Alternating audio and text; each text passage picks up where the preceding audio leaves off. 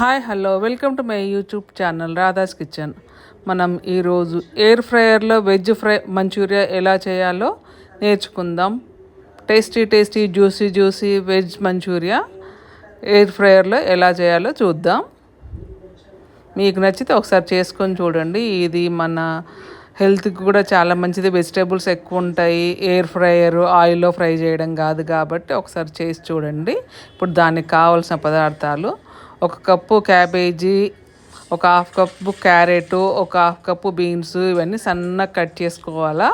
అందులో అవన్నీ ఒక బౌల్లోకి తీసుకోవాలి. ఇప్పుడు అందులో పచ్చిమిరపకాయలు, ఉల్లిపాయలు, కారం పొడి, ఉప్పు, కొంచెం గరం మసాలా, అల్లం వెల్లుల్లి పేస్టు, కొంచెం 1 హాఫ్ టీ స్పూన్ అంత మిరియాల పొడి, కొత్తిమీర,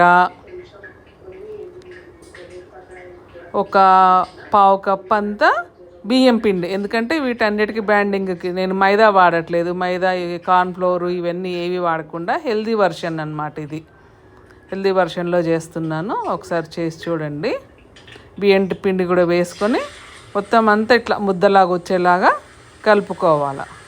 చూడండి, ఇట్లా చేస్తే బౌల్ లాగా రావాలన్నమాట. ఇట్లా ఒక చిన్న బాల్ లాగా వస్తే మంచిగా వచ్చినట్టు.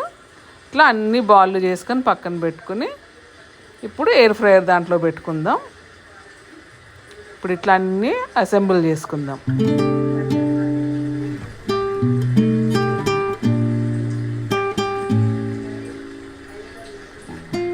ఇప్పుడు పెట్టుకున్నాం కదా, వీటికి ఆయిల్ పెట్టుకుందాం. కొంచెం అంతా స్ప్రే ఉంటే స్ప్రేతో వేసుకోవచ్చు, బ్రష్ ఉంటే బ్రష్తో చేసుకోవచ్చు.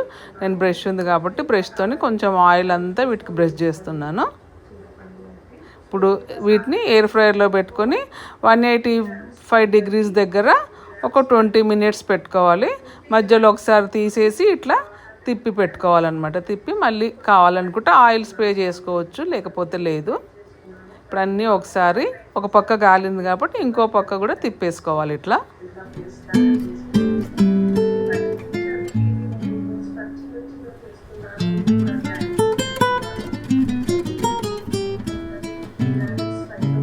చూడండి, మన ఎయిర్ ఫ్రైయర్లో వెజ్ మంచూరియా బాల్స్ రెడీ అయిపోయినాయి.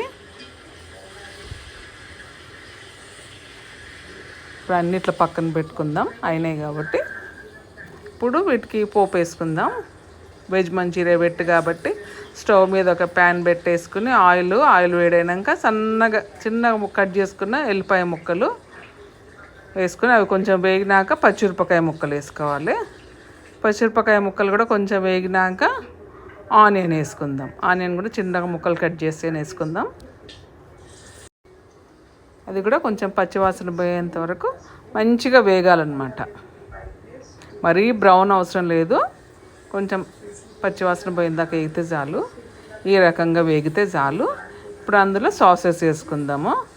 1 table spoon soya sauce, 1 table spoon chilli sauce.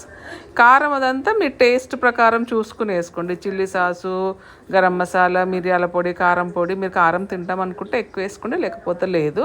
ఇక అట్లనే 1 టేబుల్ స్పూన్ టమాటా సాస్ కూడా వేసాను. ఇవన్నీ కూడా కొంచెం మంచిగా వేపుకుందాం.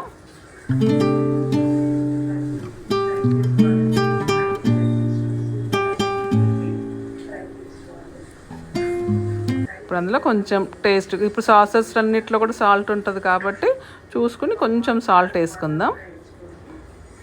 సాల్ట్ వేసుకున్నాక 1 కప్పు వాటర్ వేసుకుందాం.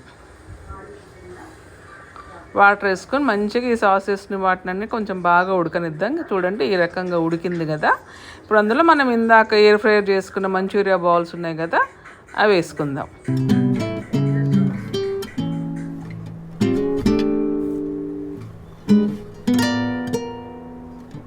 చూడండి, ఇట్లా అన్నీ మంచిగా ఇట్లా కలిపేసుకుందాం.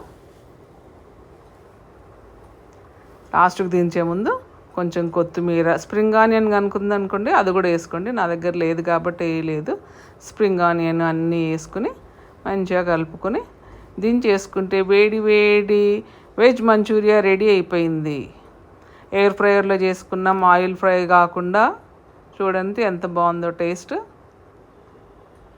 ఇప్పుడు దాన్ని ఒక ప్లేట్లోకి తీసుకొని మంచిగా సర్వ్ చేసుకొని వేడిగా తింటే సూపర్ టేస్టీగా ఉంటుంది. మన హెల్తీకి కూడా చాలా మంచిది. వెయిట్ లాస్ వాళ్ళకు కూడా ఇప్పుడు అనిపిస్తుంది కదా అప్పుడప్పుడు మంచూరియాలు అవి తినాలని, ఇట్లాంటివి చేసుకుని తినేసేయచ్చు. మన tasty tasty and healthy veg manchurian ready అయిపోయింది. నా ఈ వీడియో కనుక మీకు నచ్చితే please like, share and subscribe. Thank you.